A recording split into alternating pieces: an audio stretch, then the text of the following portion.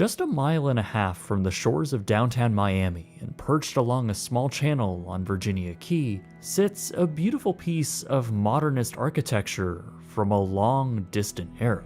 Since the early 1990s, this 6,500-seat Marine Stadium has sat abandoned and left to the harsh South Florida elements. Over the decades of sitting abandoned, it grew to become not only a notable abandoned structure covered in graffiti, but a historic one with a large movement to save the structure. But why did the stadium close in the first place? And how is it sat abandoned like this, surrounded by some of the most valuable real estate in Florida? What's up guys, my name is Jake, and in this 79th episode of Abandoned, let's take a look at the story of the Miami Marine Stadium.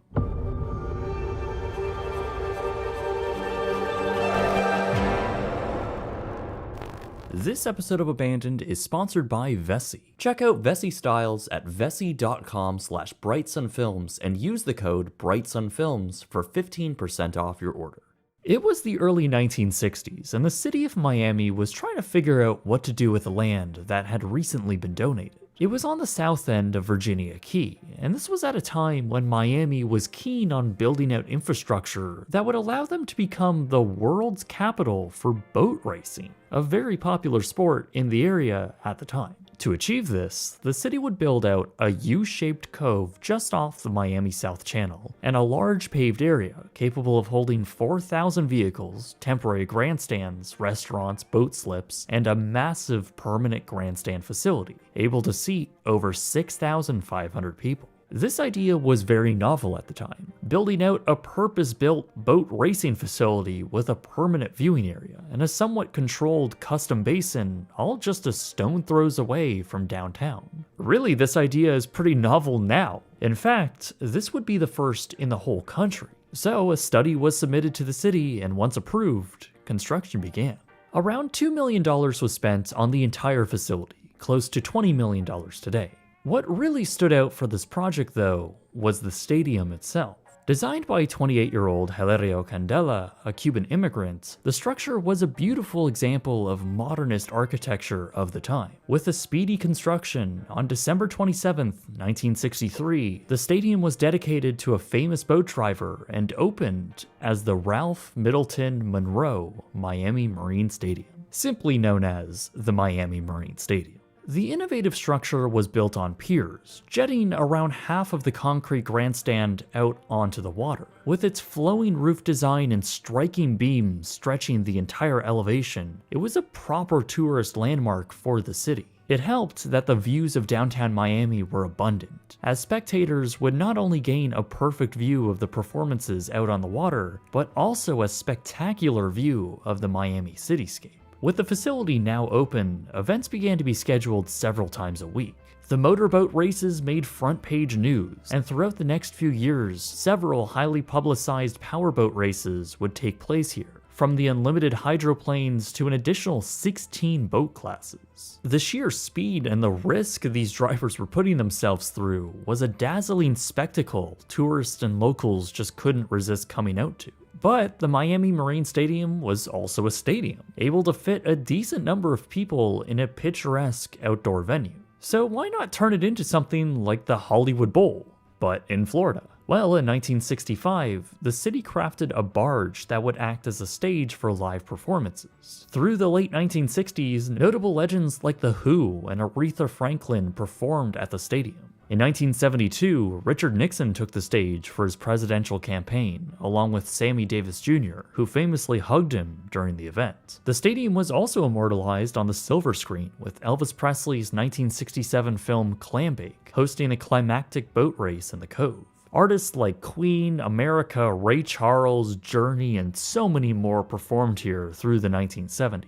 The facility was a spectacular and now iconic landmark for the city, hosting some of the most iconic live performances in all of Florida. But the tide was beginning to turn. Despite large performances like Jimmy Buffett in the early 1980s, the frequency of new concerts were in decline. But that wasn't the main issue here, since the facility was purpose-built for boat racing. However, races were also becoming more infrequent. In fact, the sport of high-speed boat racing as a whole was on the decline. The reality was that boat racing is just very dangerous. Several drivers had already been killed while racing at the Marine Stadium, and the number of spectators they drew became less and less. By the mid-1980s, the events only brought out those who were enthusiasts of the sport, rather than the general public. It also didn't help that a new stadium that could fit 75,000 people opened up in 1987. While the newly opened Joe Robbie Stadium was quite the distance away from downtown Miami, it became the logical choice to move headliner performances there.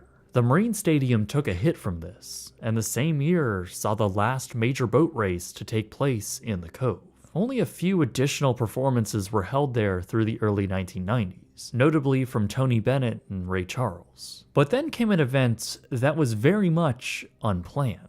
In 1992, Hurricane Andrew tore through South Florida, causing unimaginable damage. The concrete structure of the Marine Stadium seemed to have held up quite well, but upon further inspection from city engineers, the structure was deemed to be unsafe for human occupation. This was the final blow for the city. Strapped for cash due to the immense damage from the hurricane, they had little interest in making the necessary repairs to reopen a stadium already in financial decline. So the property began to sit unused and completely abandoned. Years had passed with no intervention, and with the city doing nothing to secure the building, the public began finding their way in. The vast concrete walls became a canvas for many, tagging almost every surface of the stadium, some with their name, others with genuine works of art. The structure became known for its graffiti and sort of an underground abandoned spot to easily visit and explore. To the outside world, especially those who remembered the stadium when it was open, they had all thought it was abandoned by everyone involved.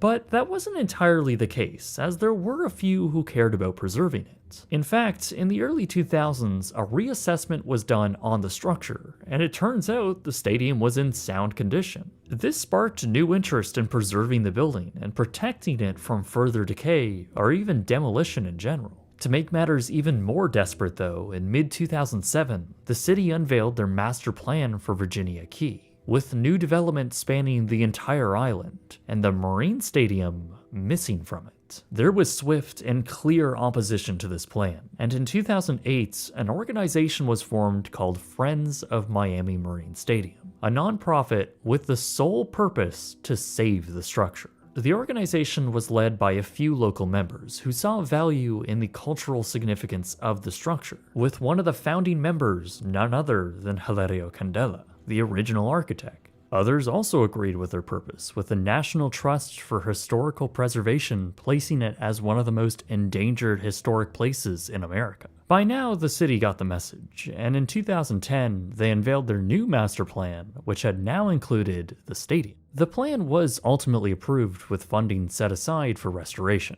but progress on this would only crawl along. Meanwhile, the stadium was continuing to be a safe haven for graffiti artists, as well as an intact, abandoned relic from the 1960s, painted over in an ever-evolving art display. The area around the facility was put to use though, hosting some large events and even the Miami Boat Show on several occasions. During this time, the organization was desperately trying to find funding. Public money just wasn't materializing, so they had to turn to private donors to fund critical site surveys. By 2016, the most promising update was announced, when the city had finally locked down a plan and a timeline for restoration, approving the spending of $45 million in the form of revenue bonds. Revenue bonds are essentially just loans taken out from private investors that would be expected to be paid back in full by the income the project would generate, and in this case, the city would be hedging their bets that the Miami Marine Stadium would be a worthwhile public investment. By 2017, things were moving rather smoothly as an architect was brought on and concept art was crafted on what this renovation would look like. But since this was a city project, a bunch of formalities and decisions needed to be made by councils. For instance, in 2018, the city held an RFP, a request for proposals, similar to what I looked into with my documentary Closed for Storm. In this case though, the city was seeking out the right operator for the venue. All of this ate up a bunch of time, but the city was publicly showing that they were ready to move forward, announcing an opening date of August 2019. Those who were advocating the preservation of the structure were also very excited when the National Registry of Historic Places added it that year. But there were also some speed bumps. The city canceled negotiations with a potential operator twice, and as August 2019 came and went, nothing significant at the stadium had been done. Though security was now on site, meaning the graffiti haven it once was had now been sealed off and locked in place. On the public side of things, the messaging was that construction was apparently about to begin any day. But it wasn't that easy, as they found they needed to complete brand new studies on the pilings to ensure their engineering data was accurate. So that began. By now though, those revenue bonds, the primary source of money to restore the facility, had expired. This was in late 2021, and the city decided to defer renewing them to May of the next year. But May came and went, and the city decided to defer renewals indefinitely. So, while it seemed like the project was dead in the water once again, it actually wasn't. Sort of. See, the nonprofit organization still had money from various grants over the years, and put them to use by getting to work in September 2022, replacing some of the pilings and reinforcing others. But this infrastructure work to the facility would eat up nearly all of the grants and donations they had. They would need millions, likely tens of millions more to get the property anywhere near what the concepts called for. So that brings us to now. It's been a long road of false starts and red tape. It's been over 31 years since the closure of the stadium, and 15 years since the organization was formed to save it. It's gotta be pretty painful to see so much promise, so much money come through the door, only for it to literally expire because the paperwork took so long. But some work is being completed. Critical infrastructure that should literally set the foundation for a much larger restoration. And I think there's a lot of people eagerly awaiting this project to get completed and to experience this work of art in use once again. Sadly, Javier Candela did pass away in January 2022. But his work is a testament on how great this structure was. Building something genuinely beautiful, but also a structure that has held up, partially unmaintained for over 60 years in one of the harshest climates in America. I think the stadium should be saved, and I think it would be truly so special to see it in use once again. I can't even imagine how astonishing it must have been to see some of the greats perform there. But this landmark has a long road to go, and it likely won't get there without the city's help. There needs to be a lot of public and political interest to get this done. So now it's a question of if that's actually going to happen.